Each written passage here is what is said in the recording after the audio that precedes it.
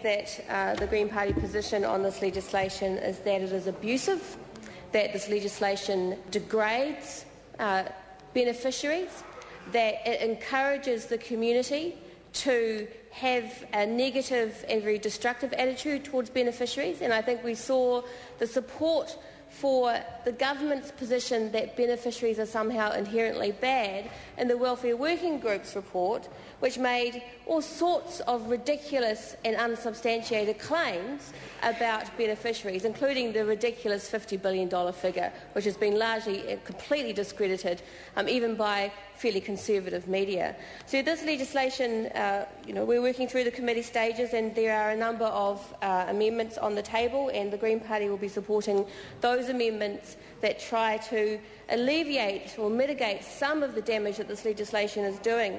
But what is clear, sir, is that nothing in this bill is going to address the growing gap between rich and poor. We had the household income survey come out yesterday. The government has failed to make any comment about that. That household survey shows that the gap between rich and poor is stagnant, that nothing that this government has done is going to impact positively to close that gap. And we also know from all of the research that's been done that it is those families on benefits who are at the very bottom. They are the ones on the very lowest incomes. Those children are the ones who suffer the worst from poverty. Now, this government somehow argues that the work first ideology, which is that any work, no matter how demeaning, no matter how inappropriate, no matter how poorly paid, is still good for you. And particularly good for the children. That's the argument that this government makes. But we know from all of the facts and the research that's been done and the experience in Australia, for example, is that is just not true. There is no evidence that any of the measures in this bill that will threaten sole parents and force them out into inappropriate employment will have any positive impact on them or on their children. And in Australia, they have retreated from the measures that are in this legislation. They have retreated from those measures because they know that they have failed. And in fact, in Australia, they are working more towards educating sole parents and providing education opportunities for those families so that the chances are that they can get better work and have better incomes and be better able to care for themselves and their families. Now, Paula Bennett and I both come from a similar situation. We were both sole parents. We both were educated while on the DPB. I'm very proud to have been a beneficiary and to have had that support when I needed it. Now, Paula Bennett says the same. But what this legislation does and what Paula Bennett's policy and this government's policy has done is take from women just like her and I those exact same opportunities that she and I had.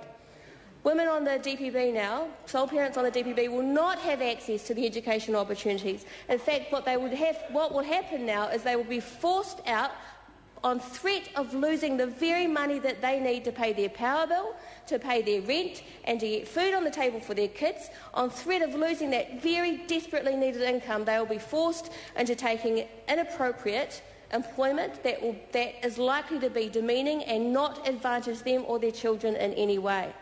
That is the effect of what this government does. That is what Paula Bennett is happy to promote as a woman who herself was needed that support and received it. Now, I still fail to understand why someone who was in exactly this situation that I have been in, and there's others in this House who have been in, should take away from other women, from other sole parents, those same opportunities, when we know that by providing education support, particularly to sole parents when their children are young, that the chances are they will get a better job once they come off the benefit. They'll get a better job and a better paid job, and that is much better for them and their children in the short and the long term. So providing support for sole parents rather than threatening to strip them of their very meagre income by forcing them into a workforce, into a marketplace where they actually there just aren't the jobs. And it's already been discussed by my colleague from Labour that there simply are not the jobs for people to go to. In fact, what this legislation does, and by forcing these sole parents out to work like this, what it does is it drives wages down. It makes conditions for employees who are very vulnerable, it worsens those conditions. and makes it very difficult.